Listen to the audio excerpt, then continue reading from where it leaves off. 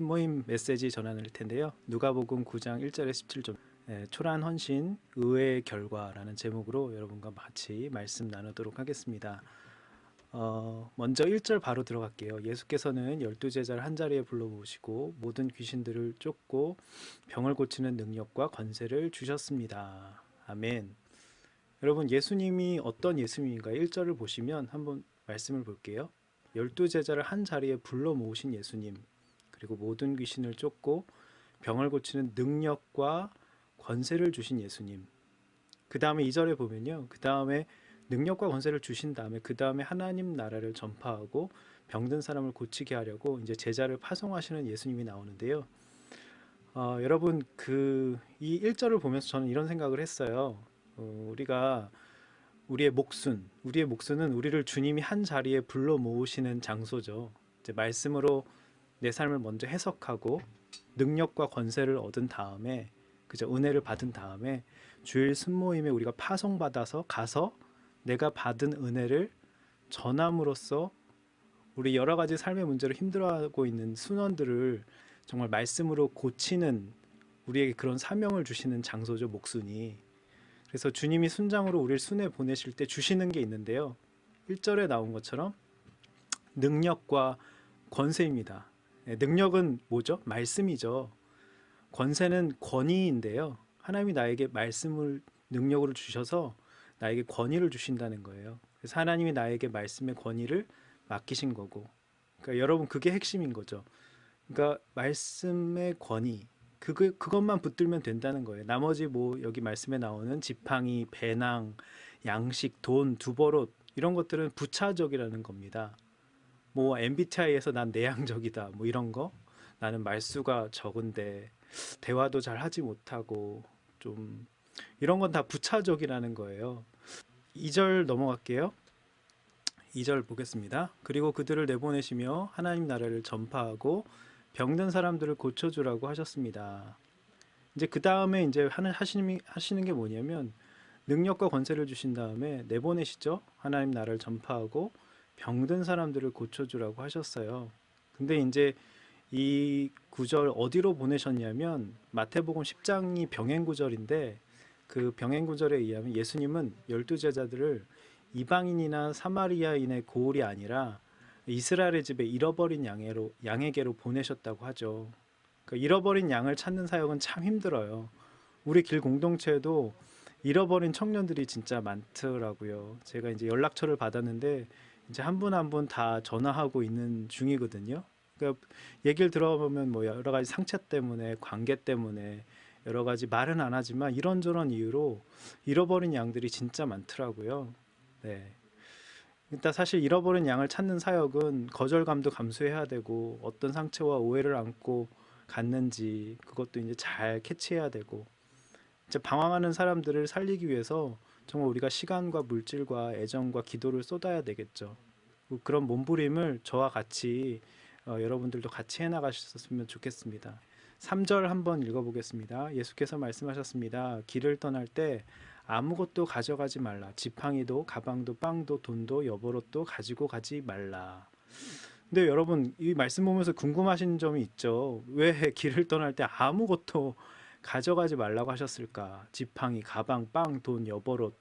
너무 필수적인 거 아니에요? 어떻게 보면 필요한 건데 아무것도 가지고 가지 말라고 하셨죠. 이게 무슨 뜻이냐면 이런 거 의지 안 해도 하나님이 직접 공급해 주신다는 의미예요. 우리 다 그런 경험이 있지만 우리 오늘의 교회도 프랩이라고 있잖아요. 거지 전도 여행 있잖아요. 제가 대학 다닐 때만 해도 거지 전도 여행 이런 게 이제 일반화돼 있었어요. 요즘은 많이 안 하는 것 같은데, 전도 여행 떠나는데 돈 안 갖고 가는 거잖아요. 거지 전도 여행이 돈 없이 가면 특징이 뭔지 아세요? 저 그때 알았는데요. 돈이라는 게 정말 우리를 교만하게 만드는구나. 돈 있으면 든든하죠. 묘하게 우리를 든든하고 교만하게 만드는데요. 근데 돈이 없으니까 진짜 절실하게 기도하게 만들더라고요. 기도 엄청 많이 하거든요. 근데 주로 잘 때를 찾아가야 되는데 주로 교회에서 자죠.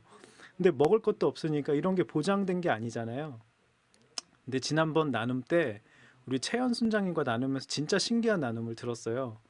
최현 순장님이 군대에 있을 때 어느 날인가 군대에 있을 때 이렇게 걸어가고 있는데 너무 초라한 거지 같은 행색한 사람이 라면 좀 줄 수 있냐고 구걸을 하더래요. 그래서 자기가 가지고 있는 라면이 있었는데 라면이랑 고구마를 줬다던가요. 근데 여러분 그게 누구였는지 아세요? 예, 우리 길 공동체 최송화 순장님이었어요. 그러니까 프랩으로 오늘리교회에서 갔는데 너무 배고프니까 그때 최현 순장님이 지나가는데 라면 좀 달라고 한 거죠. 예. 그러니까 이제 라면 들고 가고 있는 군인인 채연 형제를 그때 만난 거예요. 그래서 그때 채연 형제가 전 교회에서 이제 신앙의 회의가 들어서 교회를 떠난 상태로 이제 있었거든요. 잃어버린 양이 된 거죠. 근데 그 상태로 군대에 간 거예요. 근데 그게 인연이 돼서 연락처를 주고받게 되고 군대 전역할 때 송화 순장님이 우리 공동체 길 공동체 오라고 해서 길 공동체에 최현 순장님이 오게 된 거더라고요. 여러분 진짜 하나님 역사는 이렇게 일어나는 것 같아요. 송화 순장님이 돈이 없으니까 하나님께 기도하고 그 얻어먹은 그 라면 때문에 연결고리가 돼서 네, 최현 순장님을 전도하게 된 것이죠. 한 순장님이 이제 큐티 숙제에서 이렇게 써줬더라고요.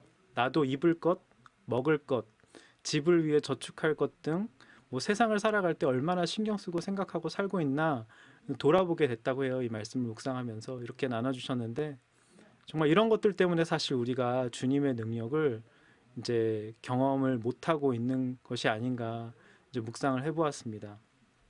네, 4절 한번 볼게요. 4절 보겠습니다. 어느 집에 들어가거든 그 마을을 떠날 때까지 그 집에 머물러 있으라. 4절을 보면요 또 여러분 궁금한 게 드시죠? 궁금한 게 있으시죠? 네, 왜 어느 집에 들어가서 그 마을을 떠날 때까지 그 집에 머물라고 했을까? 이건 무슨 의미일까? 네.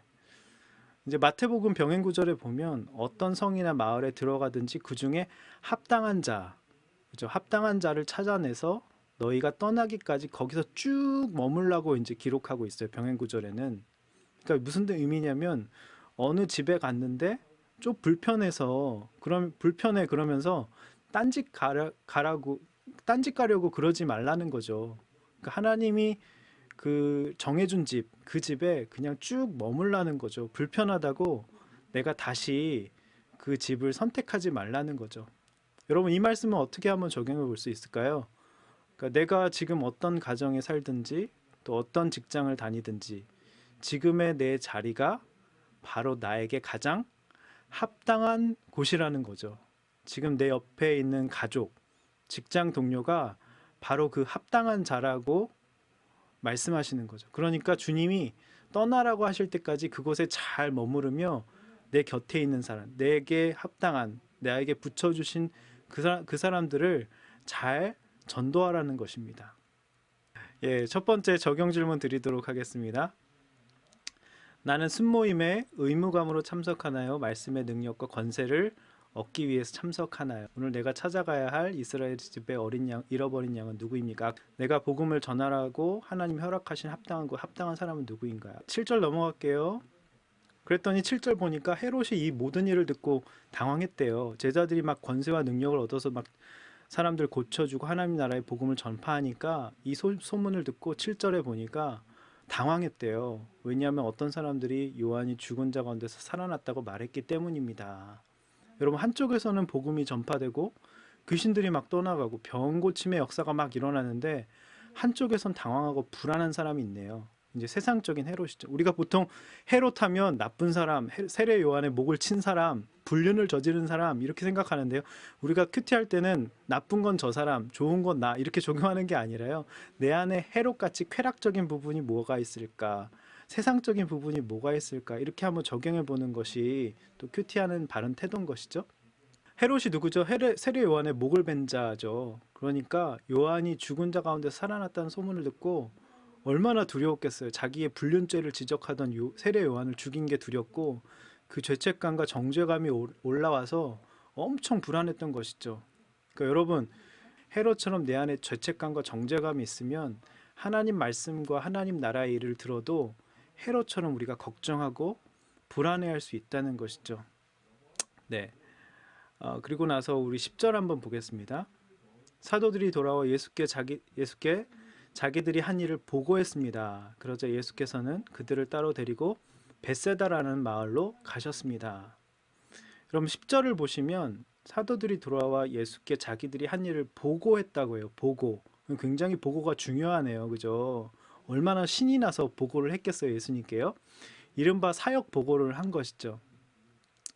근데 여러분, 9절까지만 해도 12제자라 하던 누가가 왜 갑자기 그들을 여기 보니까 사도라고 하죠. 그죠? 제자와 사도의 차이가 뭐죠, 여러분? 제자는 흔히 스승으로부터 어떤 가르침을 받는 사람을 말하지만 사도는 누군가 높은 사람으로부터 권한을 위임받은 대리자, 엠베세더잖아요. 보냄받은 자잖아요. 대리자를 뜻하잖아요. 그동안 예수님 뒤만 졸졸 따라다니면서 가르침을 받던 제자들이 주님의 권한과 능력을 위임받은 주님의 대사가 되었다는 것입니다. 너무 놀랍지 않습니까?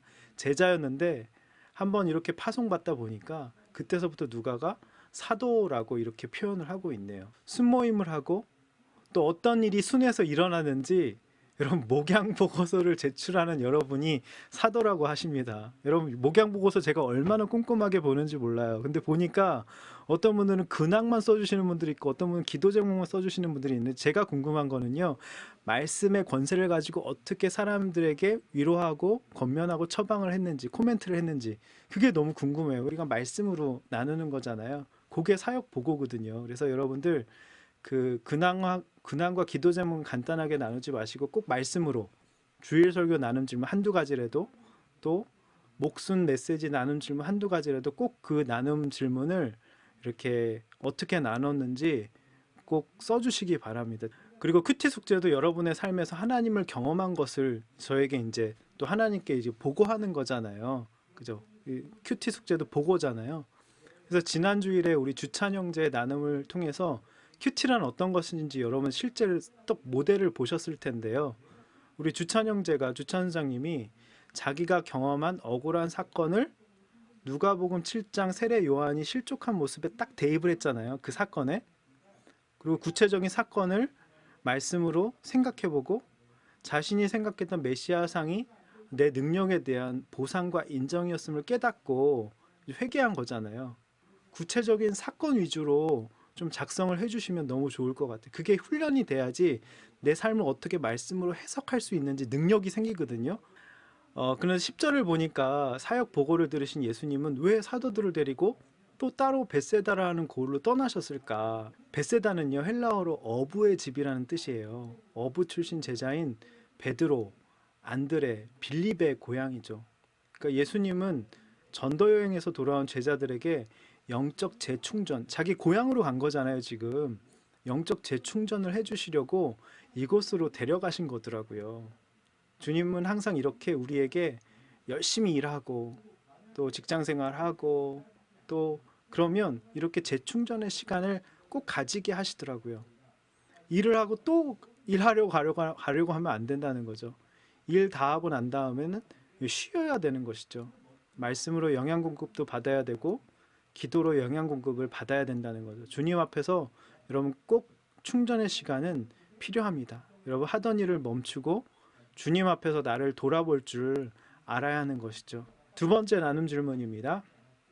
하나님 말씀과 하나님 나라의 일을 듣지만 헤롯처럼 걱정하고 불안해하는 모습은 내게 없는지 한번 생각해 보셨으면 좋겠어요. 나는 주님께 내가 겪은 것을 잘 보고하는 편인가? 목양 보고서를 잘 쓰고 큐티 숙제를 잘 써서 보고하는가? 네, 한번 생각해 보셨으면 좋겠고요. 나는 영적 재충전의 시간을 잘 가지는 편인가? 한번 생각해 보셨으면 좋겠습니다. 그러나 사람들은 이 사실을 알아채고 예수를 따라왔습니다. 예수께서는 그들을 맞이하고 하나님 나라에 대해 말씀하시며 사람들을 주셨습니다. 예수님이 지금 휴식도 취하지 않고 무리에게 하나님 나라의 일을 이야기하고 있고요. 병 고칠 자들을 고치시는 동안 지금 어느덧 날이 이제 저물게 된 거죠. 근데 무리가 모인 곳이 어디였냐면 이제 말씀에 나오지만 빈들. 그래서 빈들이어서 먹을 것이 제대로 없어서 지금 12제자가 나와서 사람들을 보내 주변 마을과 농가로 가서 잠잘 곳을 찾고 먹을 것을 얻게 하십시오라고 이제 한 거죠. 근데 예수님은 왜 사도들에게 너희가 그들에게 먹을 것을 주라고 하셨어요? 이 질문을 굉장히 다들 많이 뽑으셨더라고요. 그러면서 왜 예수님은 너희가 그들에게 먹을 것을 주라고 하셨을까? 14절을 보니까 남자만 한 5천 명, 그죠? 그 식소들까지 합치면 좋게 한 1, 2만 명은 될 텐데 사도들이 가지고 있는 음식이랑은 떡 5개와 물고기 2마리밖에 이제 없었죠. 근데 우린 오병이어의 결과만 보고 되게 좋아해요. 그죠? 와, 이렇게 막 12강줄이나 남았다. 여러분 시작은 뭐였죠? 시작은 나로부터예요. 어떤 어린아이의 떡 5개와 물고기 2마리, 정말 초라하고 작은 헌신으로부터 시작이 됐다는 거죠. 여러분 잊지 마셔야 돼요. 모든 기적과 모든 풍성한 결과는 결국에 헌신이에요. 헌신. 그런데 헌신이 그러면 그럴듯한 헌신하고 싶어 하잖아요. 우리는 최고의 하나니까 최고의 것을 드리고 싶어 하잖아요. 근데 주님은 그것만 좋아하시는 게 아니더라고요. 아무것도 아닌 것 같은데 정말 작은 헌신, 초라한 헌신을 정말 기뻐하시더라고요. 마지못해 하는 것 같이 보일 수 있지만 그걸 통해서 주님이 역사하시더라고요. 또 여러분 감사할 때 역사가 일어나요. 좀 초라하지만 작은 헌신이지만 그걸 받으셔서 역사하셨고요. 또 감사할 때 역사가 일어나는데요. 16절 한번 다 같이 읽어보겠습니다. 그죠? 감사 기도를 하셨습니다가 이제 포인트입니다. 16절에 예수님은 그 작은 헌신 빵 5개와 물고기 2마리를 손에 들고 하늘을 우러러 감사 기도를 하셨는데요. 여러분 초라한 헌신이지만 여러분 감사할 때 역사가 일어난다는 것이죠. 도저히 안 돼. 뭐 이젠 끝이야. 바닥이야. 하는 거기에서 감사하면 하나님이 거기에서 시작하시는 거죠. 가진 것 하나 없는 가운데서도 내가 가진 것 하나 정말 뭐예요? 예수 믿게 된 것 하나가 바로 오병이어가 아니겠어요, 여러분?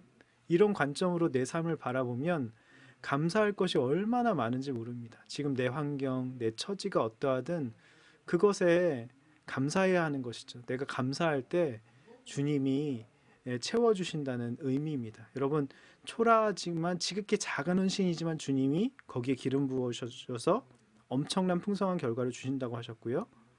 거기에 더불어 감사가 있어야지 역사가 일어나는 거예요. 내가 가지고 있는 초라한 오병이어는 무엇입니까? 그것으로 가족과 지체를 잘 먹이고 있나요? 나는 내게 주어진 환경에 감사하고 있나요? 예. 여러분 즐거운 그룹 모임 되세요.